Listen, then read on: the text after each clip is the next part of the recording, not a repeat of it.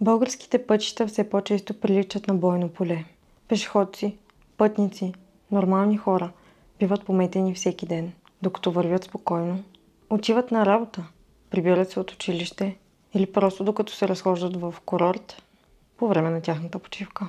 Струва ми се, че освен че наказанията са скандално леки, сякаш смъртта е просто цифра в черната статистика. Но зад всеки един от загиналите стои изгубен живот. Стоят майка, баща, дете, любим човек. Това не са просто инциденти. Това е война. Война по пътищата на България. Днес ще ви представя един случай, който не е от тук, но е достатъчно показателен. За една жена, която губи живота си в деня на сватбата си. За един младоженец, който завинаги ще помни този ден, но не така, както си е представял. И за едно момиче, отгледано в свят на безнаказаност и беззаконие. Свят, в който сякаш последствия няма. Сякаш всичко е позволено. Само, че не е. Особено когато цената е нечий чужд живот. С това видео бих искала да ви напомня, че не е готино да се качвате пили зад волана. Не е готино да употребявате наркотични вещества и да карате. Не е готино да дишате райски газ и да се качвате в колите си. Не е готино да си ползвате телефоните, докато шофирате. Не е готино да показвате колко ви вдигат колите и да карате с несъобразена скорост. Защото всичко това убива. И за съжаление, в повечето случаи убива човека срещу вас, а не вас. Страдат тези, които не са взели грешните решения. Нека бъдем по-отговорни и смирени на пътя. Да се пазим взаимно. Защото всички нас някой ни чака от дома да се приберем. Защото всички ние може би още не сме изживели най-щастливите и хубави мигове от животите си. И защото всички ние искаме да живеем в по-добър свят. Нали? Мястото е Фоли Бич в Южна Калифорния, а датата 28 април 2023 година. Денят на Саманта и Ерик. Денят, в който ще увековечат любовта си пред близките си, пред света и пред Бог. Сватба мечта, на плажа. Всичко върви по план. Всеки се забавлява. Всички от семейството и приятелите им са там. Слънцето бавно се спуска над хоризонта, а морето го поглъща с цветове в златна и розова палитра. Вълните танцуват тихо в ритъм, сякаш и те чакат този миг. Лек ветрец разпилява усещането за любов. Тя върви към него, красива и неустоима. Очите й блестят по-силно от всички залези. Той я гледа така, сякаш целият свят се е събрал точно там, в очите й. Саманта и Елик си обещават нещо много повече от вечност. Те си обещават да бъдат дом и утеха един за друг, където и да ги отнесе живота. Обещание, което ще си остане там, на 28 април 2023 година. След празненството е време младото семейство да се прибере. Магичен ден, магична вечер. Всеки гост държи запалена пръчка бенгалски огън с вдигнати ръце и така се образува една светеща пътека, под която младоженците минават. Те вървят хванати ръка за ръка към голф количката, която ще бъде тяхното превозно средство тази вечер, към техния хотел. Двойката, заедно с братът на Саманта, Бенджамин и неговият 17 годишен син, се качват в гол количката и потеглят. Празненството приключва сравнително рано, особено по нашите български стандарти, тъй като е около 10 часа вечерта. Четиримата са изпратени с ръкопляскания, викове, радост от всички гости на сватбата. Саманта се вглежда в очите на Ерик и му казва: искам този ден да продължи завинаги. Това ще бъдат нейните последни думи към него. 20 минути по-късно голф количката им ще лежи смазана на пътя, а Саманта ще бъде открита мъртва. Все още в бучинската си рокля. Хората, живеещи близо до мястото на катастрофата, казват, че са чули изключително силен удар. Звучало като експлозия. Часът бил около 10:20 и повечето хора все още не били заспали. Чувайки удара, те излезнали навън и заварили ужасяваща гледка. В радиус от около 100 метра лежали тела, разпръснати, облечени в смокинги и костюми и в булчинска рокля. От всичките чала кръв. Нямало никой в съзнание. Истината била кошмарна. Полицаите пристигнали на място, започнали да оказват първа помощ, докато дойдат медицинските екипи и за щастие всички освен Саманта идвали в съзнание, след което го губили, но имали жизнен пулс. Тя обаче била мъртва. загинала на място. Междувременно, след като изпратили младоженците, гостите на сватбата също се отправили към своите Airbnb-та, хотели или къщи, тъй като част от тях живели наоколо. Майката на Саманта, Лиса Милър, вече се била прибрала в Airbnb-то си, когато чула сирени. И изведнъж усетила някакво стягане в гърдите, което било необяснимо. Чувството било толкова силно, че тя излязла боса от Airbnb-то си и тръгнала към сирените, там откъдето идва звука. Тя не знаела защо или какво я кара да върви натам, но си спомня ясно, че докато вървяла е викала името на дъщеря си. На место престъплението, освен голф количката, имало и автомобил.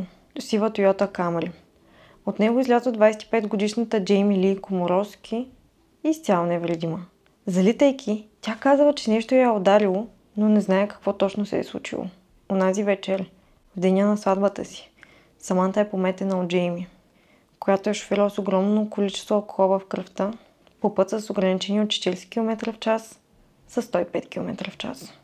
Но как се е стигнало до тук и какво прави Джейми в това състояние на пътя? По-рано през деня Джейми се е отдала на запой, обикаляне от бар на бар. След работа в ресторанта, в който тя работела, заедно с колегите излезнали на по няколко питиета, а след като те си тръгнали, тя решила да започне да обикаля различните заведения и да си допива. След като те си тръгнали, тя се качила на колата си и отишла във втори бар. Пила, след това се качила отново в автомобила си, отишла на трети бар, след което на четвърти и така. Джейми поръчвала бири и текили, забавлявала се, но в един момент решила, че е време да си ходи. Но нямало да помоли някой да я закара, нямало да си извика такси, нямало да си тръгне пеша. Не. Джейми щяла да се прибере от дома с колата. Със същата кола, с която досега обикалява заведенията. И знаете ли кое е най-ироничното? Че пътят, по който тя е минала и улицата, на която е блъснала Саманта, изобщо не е бил пътя обратно към дома на Джейми. Улицата била Ашли Авеню и ограничението било 40 км в час. Това е същата улица, по която се движила и голф количката. Това е улицата, по която тази голф количка е блъсната челно от автомобил, движещ се с 105 км в час. Силата, с която тази отворена голф количка е ударена от автомобила е огромна и честно казано е цяло чудо, че има оцелели. Всички пострадали били откарани в болницата, където майката и сестрата на Саманта ги чакали, тъй като на тях им било казано, че могат да намерят Саманта в болницата. За съжаление, там те разбрали, че Саманта си е отишла онази вечер. Но за разлика от нея, останалите участващи в катастрофата все още имали шанс да оцелеят. Състоянието на Ерик било критично. Той незабавно бил изпратен в реанимация. Бил е в безсъзнание, с отворени фрактури и масивни травми по цялото тяло. Имало е счупени прешлини и двата му крака също са били счупени. Имало е мозъчни травми. Едното му око било посинено, подуто и изобщо не можел да го отвори, а от другото му око излизала кръв. За негово щастие, медицинските екипи успяли да го стабилизират и когато се събудил, първият му въпрос е бил: къде е Саманта? Майка му, със сълзи на очи и със свито сърце, е трябвало да му каже истината, че Саманта вече не е сред живите. Ерик бил съсипан, особено когато си спомнил последните думи, които тя му е казала, че не иска тази вечер никога да свършва. Братът на Саманта, Бенджамин, също бил тежко ранен, с изкълчени стави в тазобедрената област, счупени прешлени и тежки ожувания от асфалт. Той бил изпратен в отделението по изгаряния и претърпял множество операции за почистване и възстановяване на неговите рани, но той, също като Ерик, е стабилизиран. Въпреки че много от лекарите смятали, че може би поне един от тях няма да оцелее. За щастие, племенникът на Саманта не е имал особено тежки наранявания, по-скоро ухузвания, порязвания и натъртвания. Физически, но психически състоянието му въобще не е било добро. Докато медицинските екипи се борили за живота на оцелелите, полицаите се опитвали да разберат какво точно се е случило и най-вече защо. Още от самото начало било очевидно, че Джейми е пияна, тъй като от нея се носила изключително силна миризма на алкохол. Не само от дъха й, а цялото й тяло, дрехите, дори самият автомобил били пропити с тази смрад. Когато я попитали къде отива, тя казала, че се е запътила към вкъщи. Но както вече се е знаело, тя не се е движила по правилния път за нейния дом и е интересно дали не била толкова пияна, че още не осъзнава къде се намира или просто се е запътила към някой друг бар или някой друг купон, но просто не е искала да го сподели на полицията, тъй като е осъзнавала ситуацията, в която се намира. Веднага след това Джейми поискала адвокат и спряла да разговаря с полицията. Докато адвокатът ти се появи, тя постоянно повтаряла, че иска да види приятеля си, че иска да види семейството си, че иска баща й да е там и че не иска да остава сама. Иска някой да бъде там с нея. Тя била арестувана на место престъплението, като когато се я помолили да даде проба на дригера, тя отказала. Когато е заведена в управлението, отново се я попитали дали ще даде проба и тя отново отказала, но поради естеството на катастрофата, полицаите доста бързо взели съдебно решение, което принудило Джейми да им даде проба и когато резултатите излезнали, се оказало, че тя има 2,7 промила алкохол в кръвта. Джейми също така била поставена под наблюдение в ареста, тъй като няколко пъти е споменала, че иска да сложи край на живота си.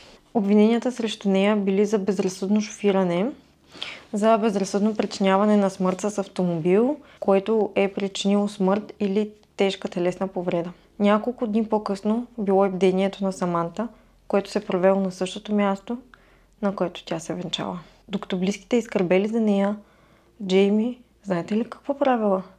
Тя се питала, защо това се е случило на нея. С какво тя, миличката, била заслужила всичко, на което в момента е подложена.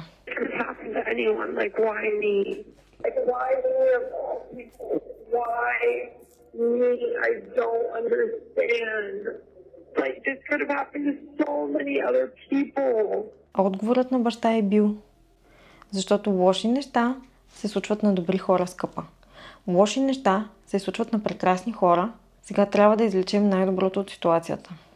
Той уверявал Джейми, че нищо от това, което се е случило, не е нейна вина, че това е съдба и че нищо от случилото се не може да бъде променено, но могат да работят върху бъдещето, за да поправят грешката, която била сторена. И че могат да се фокусират върху проблема, за да се справят с него. В един от разговорите им, Джейми се извинява на родителите си. Не е ясно дали им се извинява за това, на което ги подлага, или заради случилото се като цяло, но баща й казва: слушай, Джейми, не трябва да се извиняваш. Няма за какво да се извиняваш. Това беше трагичен инцидент. Ти не направи нищо нарочно. Много съжалявам, Джейми, но наистина няма за какво да се извиняваш. Това беше трагичен инцидент. Не си го направила нарочно. Не е нужно никога да ми казваш, че съжаляваш за това, което се случи. Разбираш ли? Listen, there's nothing to be sorry about. It's a tragic accident. You did not do anything on purpose. It was a tragic accident, okay? All right? You don't need to tell me ever that you're sorry for what happened. You understand? Виждали сме не един или два случая, в които родители оправдават действията на своите деца, независимо какво те са извършили. И затова не е виновна държавата, не са виновни институциите, а светоусещането на всеки един от нас. Защото да отидеш на бар с колата си не е съдба, а е избор. Да пиеш, след като да се качиш в автомобила си, не е съдба, а е избор. Да се качиш зад волана, пиян, не е съдба, а е избор. Да караш с 105 км в час при ограничение от 40, не е съдба, а е избор. За съжаление обаче, някой друг плаща цената на тези избори, а не Джейми. Има още твърдения за нейното разглезено поведение за трешетките. Като цяло тя се оплаква за щяло и нещяло, леглото й не било удобно, пък телевизията не била хубава, пък каналите й не били интересни, пък не можела да си прави упражненията, пък искала нова йога постелка, защото сегашната не е била удобна, пък храната не била вкусна, леглото не било удобно и някакви пълни такива глупости. Иначе няма като цяло много информация за нея като личност и за нейното детство. Това, което знаем е, че първо баща й е мултимилионер, второ тя е родена и е израснала в Ню Джерси, но се мести в Южна Каролина, когато влиза в колеж. След като завършва, започва работа в местен мексикански ресторант, където е била на смяна онази вечер, когато катастрофата се е случила. В Инстаграма е имало много снимки от купони, много снимки, в които тя държи алкохол, много снимки, в които е с приятели и се вижда очевидно, че е била купонджийка и е харесала да си подпива. Още нещо, което знаем за Джейми е, че преди катастрофата Тя се е оплаквала, че страда от тревожност и депресия и е търсила лечение по въпроса. Нейните родители също казват, че тя е имала проблем с алкохола и са обмисляли вариант, в който тя да влезе в клиника или рехабилитационен център, но това така и не се е случило. И струва ми се, че те се опитват това нещо да го използват като оправдание, а то не е оправдание. Всеки от нас има проблеми. Много хора страдат от различни зависимости и ментални проблеми, но това не значи, че се качват в колите си и убиват невинни хора. Това е било абсолютно съзнателно решение или поредица и низ от решения, които Джейми е взела, за да се стигне до ситуацията, до която се е стигнало. Има и още един детайл от миналото на семейството, който се споменава с случая на Джейми. Няколко години по-рано, през 2013, майката на Джейми, Трейси, е шофирала своя автомобил, като е минавала по улица, в която по-рано се е разразил доста голям пожар и на място е имало пожарникари, които са се опитвали да се борят с този пожар. Видимостта е била доста намалена, имало е страшно много дим и Трейси е блъснала един от пожарникарите, който си е вършил работата, който за съжаление е загубил живота си. Името му е било Джефри и той е починал на място. Като въпреки, че наистина е имало доста слаба видимост и от дима Трейси не е можела да види нищо, тя не е намалила изобщо, въобще не е преценила пътната обстановка и като цяло обграждащата я среда за това, че нещо се случва и за това, че тя трябва да бъде много по-внимателна и много по-бдителна. И за това нещо е била осъдена, като Трейси не е прекарала нито един ден за решетките и единственото наказание, което е било наложено заради това, че е била небрежна, е било да плати $100 000, което имайки предвид благосъстоянието на семейството, бих казала, че като цяло не е нищо. И поради този случай се спекулира, че Джейми и нейното семейство са смятали, че и този път ще им се размине и че нищо сериозно няма да се случи, въпреки че човек е загубил живота си. 3 месеца след ареста на Джейми идва време за изслушването, на което ще се реши дали тя да бъде пусната под гаранция или да остане под стража. Като тя казва, че не е заплаха за обществото, че няма да избяга, че може да й се има доверие и моли съдията да я остави да се прибере обратно при семейството си. Близките на Саманта обаче са там. Баща й казва, че гаранциите са предназначени за хора, за да могат те да прекарат време с семейството си и е иронично, защото той никога повече няма да види дъщеря си, никога повече няма да има нито един миг с нея и не смята, че Джейми заслужава това право да й бъде дадено.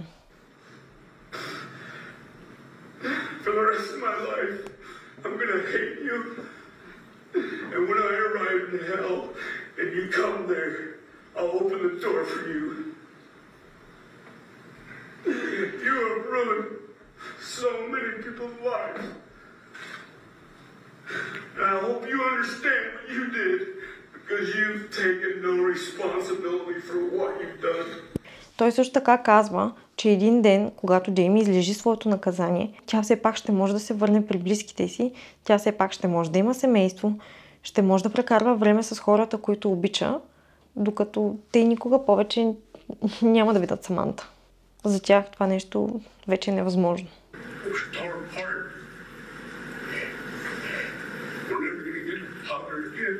Баща й също така казва, че Джейми е опасна за обществото и пита какво ще се случи, ако тя започне да пие отново. И колко хора биха били нейни потенциални жертви и колко хора биха пострадали. Другият брат на Саманта, Нейтън, казва на съдията, че действията на Джейми да кара по тясна жилищна улица, пияна през нощта, с такава скорост са толкова безотговорни, че тя е трябвало да има намерение да нарани някого и че проблемът не е алкохола, проблемът е самата Джейми. Че тя не е достатъчно отговорна, за да може да й се има доверие.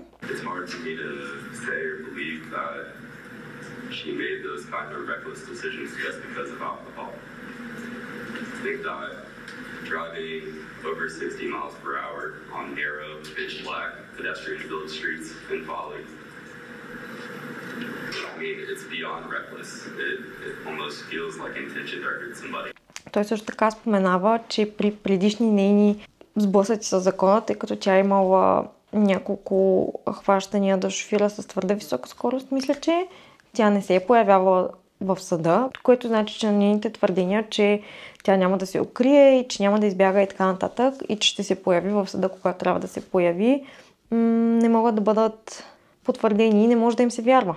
Накрая майката на Саманта казва: тя не е само уби дъщеря ми, тя уби всички нас.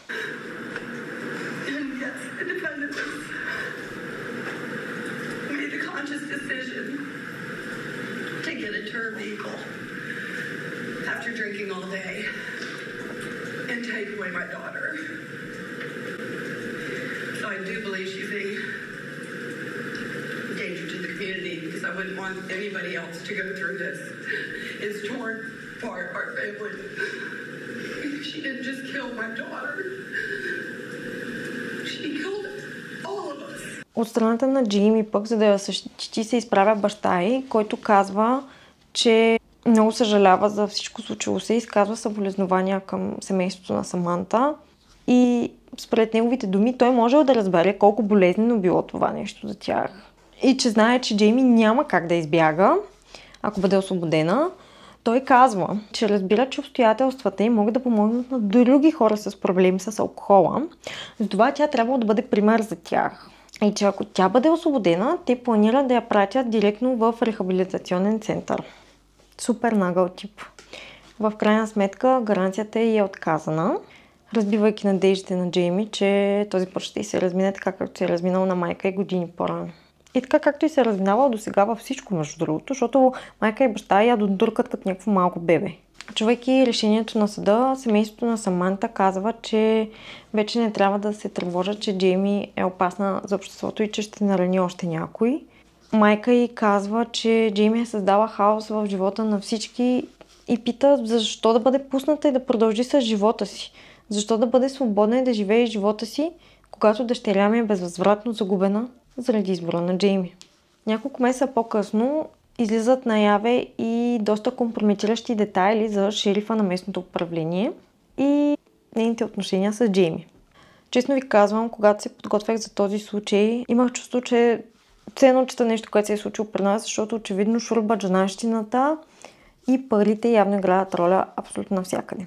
Тъй като разговорите в затвора се записват, оттам знаем информацията, която тук що ви споделих и оттам ще разберем информацията, която сега ще ви споделя. Откъде тръгва целият проблем? Всичко тръгва оттам, че шерифът Кристиан Гарциано в началото отказва да даде публичност и да предостави доброволно тези записи, на които Джейми разговаря с своите близки. Въпреки че това е незаконно. В смисъл по закон тя трябва да ги предостави, но тя отказва, твърдейки, че ако ги предостави така, тя нарушава правата на Джейми. Съответно, някаква доста голяма медия я съди и започва да водят дело, като на по-висока инстанция съдът осъжда, че съответно медията е права и делото е спечелено. Според съдията, който е на това дело, той казва: когато затворниците разговарят с близки, над всеки телефон има надпис, който ясно казва, че разговорите се записват и затворниците дават незабавно съгласие да бъдат записвани, веднага щом вдигнат телефона, което означава, че няма причина шерифският офис да задържа разговорите от обществеността, тъй като те се считат за публични записи и не се нарушава личната неприкосновеност. Като тук говорим за разговори между Джейми и нейните посетители и нейните близки, въобще не говорим за разговори между Джейми и нейният адвокат. А защо шерифът се е дърпал? Ами от тези записи става ясно, че Джейми получава специално отношение, че шерифът се опитва да й помогне, че организира срещи между нея и между семейството и когато такива срещи не са позволени, че шерифът я окуражава, че имало хора с подобни случаи, които са влизали в затвора, но след това са излизали, че тя няма място в затвора, че тя ще успее да се измъкне, че шерифът ще й помогне това нещо да се случи. И такива разни подобни нещица. Предполагам, че когато имаш баща милионер, все пак това ти дава предимство в някои ситуации. My dad said not for you not to like talk to anyone about like this or anything, but the deputy sheriff, like whatever, like the head person of Charleston County, I met with her today, and she's like trying to help me out, and she like is like, you don't need, like I don't want you in here, like you should be with your family, like blah blah blah. So that's like really good. Покрай шерифа е имало и преди това спекулации, скандали и странни случаи, но сега няма да навлизам в подробности. Преди официално да започне делото на Джейми, тя пледира невинна, казва, че не е виновна, казва, че не трябва да бъде държана под отговорност, че това са обстоятелства и така нататък, но изненадва всички, когато сключва сделка с прокуратурата и се признава за виновна, като според тази сделка тя ще лежи в затвора 25 години. Това е наказанието. Джейми казва: искам да мога да върна времето назад и да отменя тази ужасна трагедия, но не мога. Ще прекарам остатъка от живота си със съжаление за това, което се е случило онази вечер. Моля се Бог да бъде до жертвите ми, моля се Бог да бъде до хората, които нараних, и до техните семейства и близки през целият им живот. Според семейството на Саманта, наказанието е справедливо и те се радват, че тя е получила 25 години затвор, но въпреки това майка й казва: сам не може да се върне към живота след 10 или 20 години. Това е за цял живот. А думите на Ерик към Джейми са: иска ми се да бях умрал онази вечер. Бих скочил отгоре в количката, за да прегазиш само мен. Има още нещо интересно покрай този случай, което не съм сигурна дали някога изобщо се е случвало в България, но Ерик съди заведенията, в които Джейми е била онази вечер, защото според него и адвокатите му, те са отговорни за това, че са й давали алкохол, въпреки факта, че тя очевидно е била в нетрезво състояние и виждайки това нещо, те й трябвало да спрат. Също така те твърдят, че съответните барове не са обучили персонала си достатъчно добре, за да предотвратят прекомерната употреба на алкохол и че служителите трябва да разберат, че Джейми е шофирала и е щяла да се прибере с автомобила си. И то пияна. Ерик печели $863 000 от споразумение с 3 от тези барове, които съди, от застраховката за автомобил на Джейми и от компанията, от която Джейми е наела автомобила, тъй като тази Toyota Camry не е била нейна лична собственост, а е била автомобил под наем.